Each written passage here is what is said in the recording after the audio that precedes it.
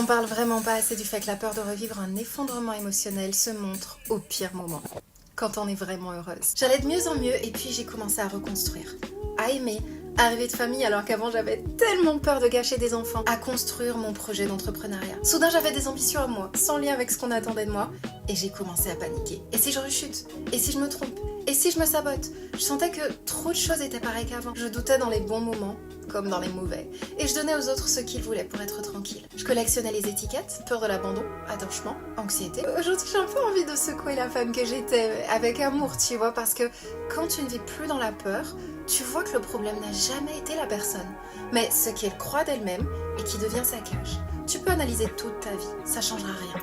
Changer, c'est déloger les croyances qui créent l'identité, qui créent ta vie. Dans celle de devoir t'en sortir toute seule comme une grande. C'est bon quoi. T'es toute seule avec tes questions depuis bien trop longtemps. Si tu te reconnais et que t'as des projets que tu ne veux plus saboter, abonne-toi. Ici on désapprend à confondre ses mécanismes de survie avec son identité. Bienvenue ma pépite.